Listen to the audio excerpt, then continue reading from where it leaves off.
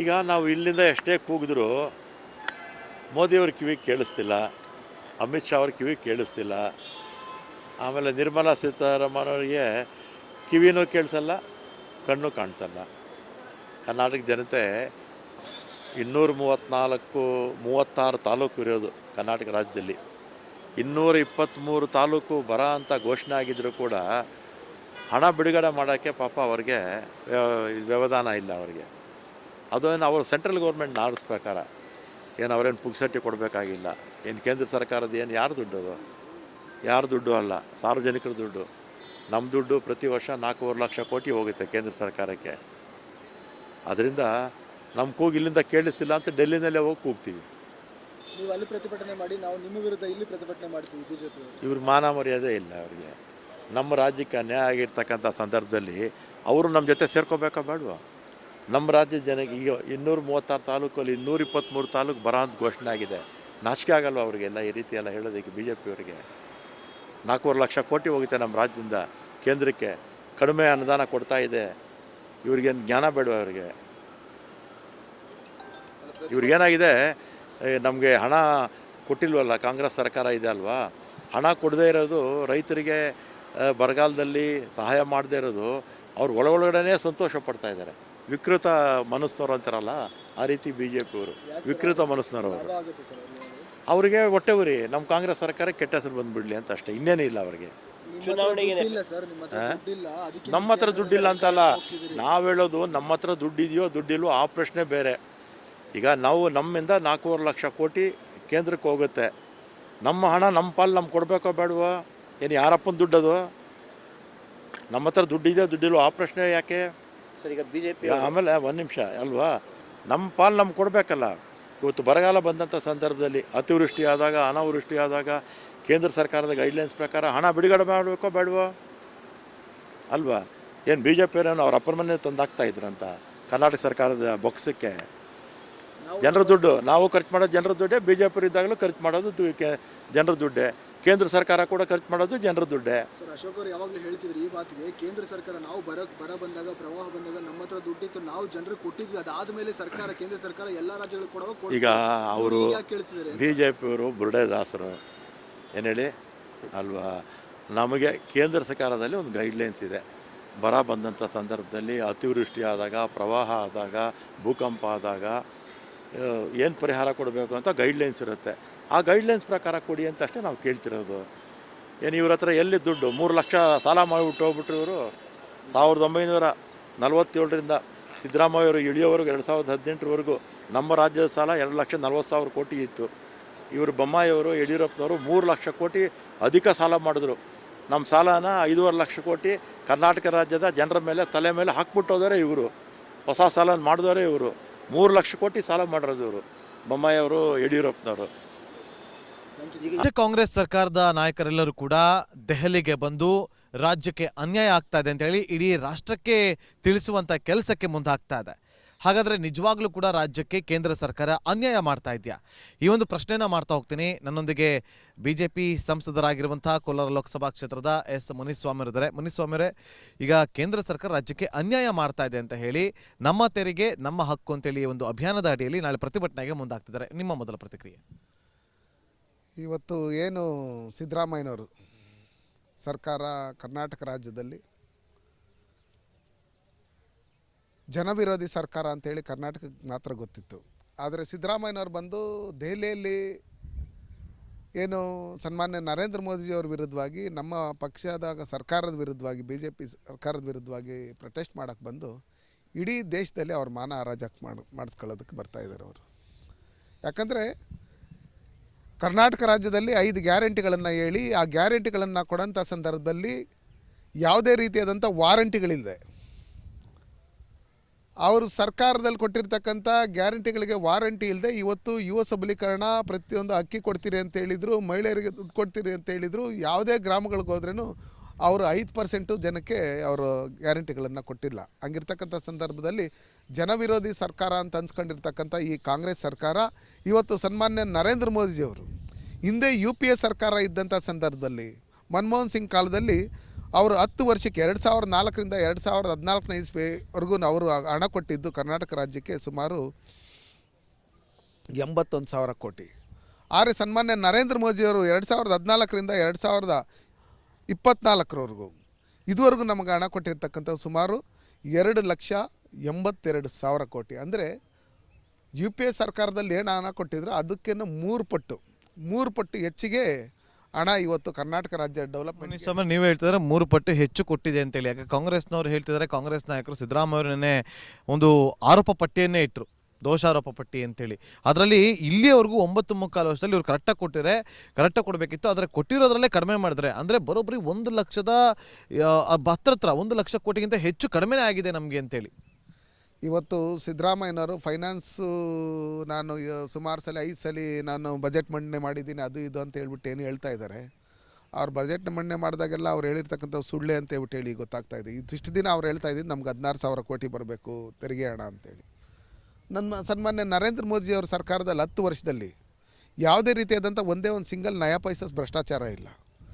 ಈ U P A ಸರ್ಕಾರದಲ್ಲಿ ಪ್ರತಿದಿನ 10 ವರ್ಷಕ್ಕಿಂತ ನೋಡಿದಾಗ ಪ್ರತಿದಿನ ಯಾವುದೇ ಟಿ ವಿಗಳಲ್ಲಿ ಯಾವುದೇ ಮಾಧ್ಯಮಗಳಲ್ಲಿ ಹೋಗಿ ನೋಡಿದಾಗ ಪ್ರತಿಯೊಂದು 2G ಹಗರಣ, ಆ ಹಗರಣ, ಈ ಹಗರಣ, ಕಲ್ಲಿನ ಹಗರಣ ಈ ಥರನೇ ಕೇಳಿ ಬರ್ತಾಯಿತ್ತು. ಇವತ್ತೂ ಅವರ ಪಕ್ಷದ ರಾಜ್ಯಸಭಾ ಸದಸ್ಯರ ಹತ್ರ 450 ಕೋಟಿ ಒಂದೇ ಜಾಗದಲ್ಲಿ ಬ್ಲ್ಯಾಕ್ ಮನಿ ಸಿಗುತ್ತೆ ಅನ್ನೋ ಲೆಕ್ಕಾಚಾರದಲ್ಲಿ ಬಂದರೆ ಇವರು ಕಾಂಗ್ರೆಸ್ ಸಂಸ್ಕೃತಿಯಲ್ಲಿ 60 ವರ್ಷದಿಂದ ಈ ದೇಶನ ಎಷ್ಟು ಲೂಟಿ ಮಾಡಿದ್ರು ಅಂತ ಹೇಳ್ಬಿಟ್ಟು ಹೇಳಿ ಇವಾಗಲೇ ಜನಗಳಿಗೆ ಗೊತ್ತಾಗಿದೆ. ಹಂಗಿರ್ತಕ್ಕಂಥ ಸಂದರ್ಭದಲ್ಲಿ ಏನು ಸನ್ಮಾನ್ಯ ನರೇಂದ್ರ ಮೋದಿಯವರು 2,82,000 ಕೋಟಿ 10 ವರ್ಷದಲ್ಲಿ ಕರ್ನಾಟಕ ರಾಜ್ಯ ಸರ್ಕಾರ ಕೊಟ್ಟಿದ್ದಾರೆ. ಇವತ್ತು ಕರ್ನಾಟಕ ರಾಜ್ಯದಲ್ಲಿ ನಡೀತಾ ಇರತಕ್ಕಂಥ ಪ್ರತಿಯೊಂದು ಡೆವಲಪ್ಮೆಂಟ್ ವರ್ಕು, ಅದು ಮೈಸೂರು ಇರ್ಬೋದು, ಮಂಡ್ಯ ಇರ್ಬೋದು, ಕೋಲಾರ ಇರ್ಬೋದು, ಚಿಕ್ಕಬಳ್ಳಾಪುರ ಇರ್ಬೋದು, ಬೆಂಗಳೂರು ಇರ್ಬೋದು, ಈ ಭಾಗದಲ್ಲಿ ರೈಲ್ವೆ ಇಲಾಖೆದು ಇರ್ಬೋದು, ನ್ಯಾಷನಲ್ ಹೈವೇ ಇರ್ಬೋದು, ಪಂಚಾಯತ್ಗಳಲ್ಲಿ ನಡೀತಾ ಇರ್ತಕ್ಕಂಥ ಕೆಲಸಗಳಿರ್ಬೋದು, ಪ್ರಧಾನಮಂತ್ರಿ ಗ್ರಾಮ ಸಡಕ್, ಸ್ವಚ್ಛ ಭಾರತ್, ಆಯುಷ್ಮಾನ್ ಭಾರತ್, ಉಜ್ವಲ ಯೋಜನೆ, ಮುದ್ರಾ ಯೋಜನೆ, ಫಸಲ್ ಬಿಮಾ ಯೋಜನೆ, ಈ ಎಲ್ಲ ಸ್ಕೀಮ್ಗಳಲ್ಲೂ ಇವತ್ತೇನು ಕೆಲಸಗಳು ನಡೀತಾ ಇದೆ ಇದನ್ನೆಲ್ಲ ಸನ್ಮಾನ್ಯ ನರೇಂದ್ರ ಮೋದಿಯವರು ಕೊಟ್ಟಿರ್ತಕ್ಕಂಥ ಹಣ.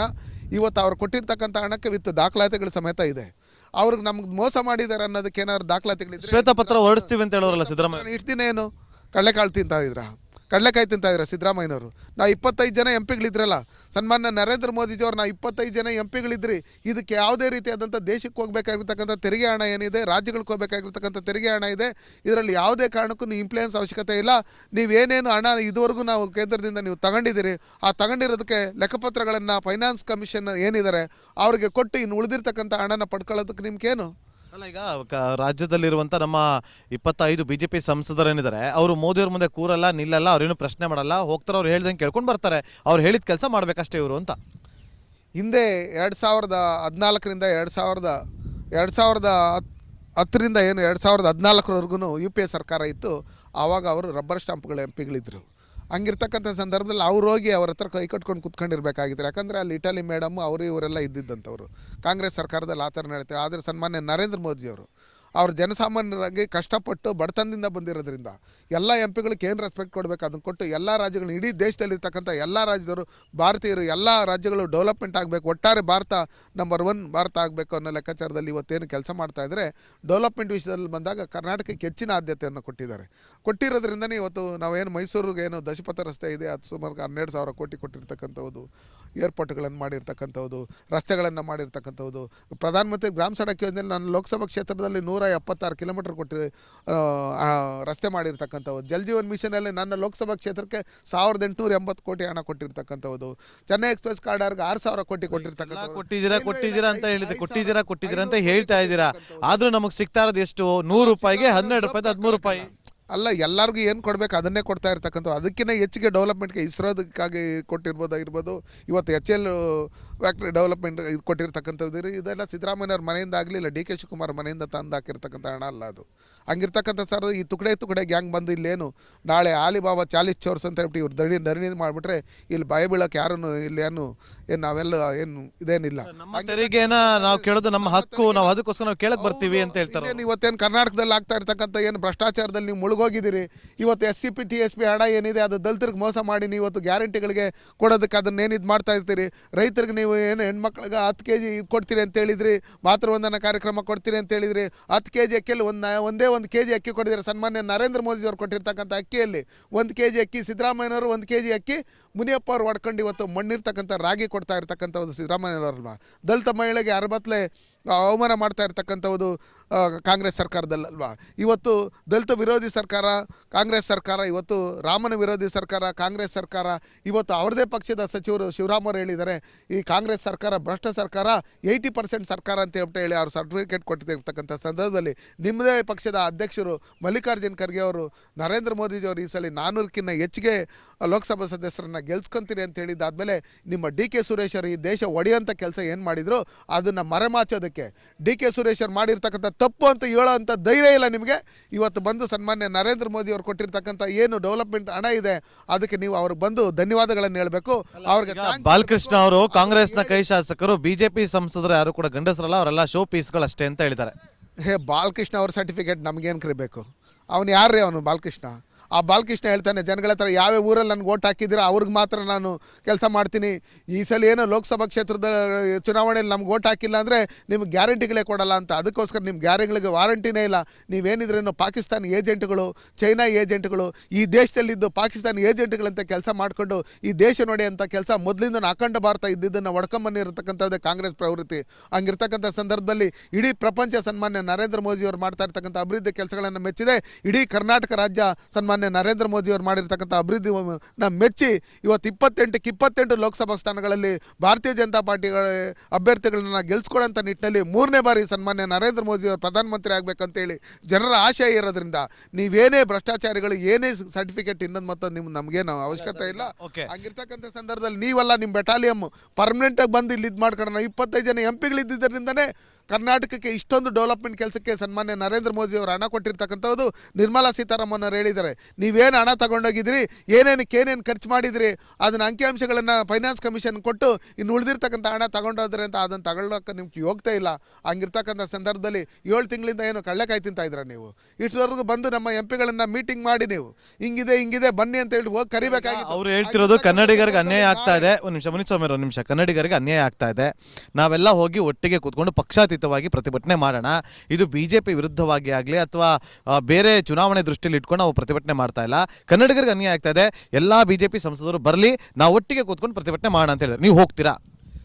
ಈಗ ಸಿದ್ದರಾಮಯ್ಯನವರೇನು ಇವತ್ತು ಪ್ರತಿಭಟನೆ ಮಾಡಬೇಕು ಅಂತ ಹೇಳಿದ್ದಾರೆ. ನಾವು ಸನ್ಮಾನ್ಯ ನರೇಂದ್ರ ಮೋದಿ ಅವರು ಕರ್ನಾಟಕಕ್ಕೆ ಅಭಿವೃದ್ಧಿಗೆ ಹಣ ಕೊಟ್ಟಿರ್ತಕ್ಕಂಥ ಸಂದರ್ಭದಲ್ಲಿ, ಹೆಚ್ಚಿಗೆ ಆದ್ಯತೆ ಕೊಟ್ಟಿರ್ತಕ್ಕಂಥ ಸಂದರ್ಭದಲ್ಲಿ ಪ್ರಧಾನಮಂತ್ರಿಯವರಿಗೆ ನಾವು ಧನ್ಯವಾದನ ಹೇಳ್ತೀರಿ. ನಾವು ಸನ್ಮಾನ್ಯ ನರೇಂದ್ರ ಮೋದಿಯವ್ರಿಗೆ ನಾವೇನು 25 ಜನ ಸಂಸದರಿದ್ದು ಧನ್ಯವಾದಗಳನ್ನು ಹೇಳ್ತೀರಿ. ಅದೇ ರೀತಿಯಲ್ಲಿ ಈ ಸಿದ್ದರಾಮಯ್ಯನವರು ಬೇಕಂತ ಉದ್ದೇಶಪೂರ್ವಕವಾಗಿ ಅವರು ತುಕಡೆಗೆ ಹೆಂಗೆ ಬಂದು ಇಲ್ಲೇನು ಸನ್ಮಾನ್ಯ ನರೇಂದ್ರ ಮೋದಿಜಿಯವ್ರ ಮೇಲೆ ಗೂಬೆ ಕುರಿಸಂಥ ಕೆಲಸ ಮಾಡ್ತಾಯಿರೋ ಅದನ್ನು ನಾವು ವಿರೋಧಿಸ್ತೀರಿ. ನಾವು ಮೊದಲಿಂದನೂ 25 ಜನ ಸಂಸದರು ಒಗ್ಗಟ್ಟಾಗಿದ್ದರಿಂದನೇ ಕರ್ನಾಟಕದಲ್ಲಿ ಏನು 60 ವರ್ಷದಿಂದ ಡೆವಲಪ್ಮೆಂಟ್ ಕೆಲಸ ಆಗಿರಲ್ಲ, ಆ ಡೆವಲಪ್ಮೆಂಟ್ ಕೆಲಸ ಇವತ್ತು ಆಗ್ತಾ ಇರ್ತಕ್ಕಂಥದ್ದು. ಇವತ್ತೇನೇ ಡೆವಲಪ್ಮೆಂಟ್ ಕೆಲಸ ಆಗಿರೋ ಸನ್ಮಾನ್ಯ ಯಡಿಯೂರಪ್ಪನವರು ಮುಖ್ಯಮಂತ್ರಿ ಆಗಿದ್ದಾಗ ಹಣ ಬಿಡುಗಡೆ ಮಾಡಿರ್ತಕ್ಕಂಥದ್ದು, ಸನ್ಮಾನ್ಯ ನರೇಂದ್ರ ಮೋದಿಯವರು ಹಣ ಬಿಡುಗಡೆ, ಬಸವರಾಜ ಬೊಮ್ಮಾಯಿ ಅವರು BJP ಸರ್ಕಾರದಲ್ಲಿ ಏನು ಡೆವಲಪ್ಮೆಂಟ್ ಕೆಲಸ ಆಗಿದೆ ಅದೇ ಆಗಿರ್ತಕ್ಕಂಥದ್ದು. ಇವರು ಯೋಗ್ಯತೆಗೆ ಇವರು ಶಾಸಕಗಳಿಗೆ 2 ಕೋಟಿ ಕೊಡೋದಕ್ಕೆ ಇವ್ರ ಹತ್ರ ಹಣ ಇಲ್ಲ.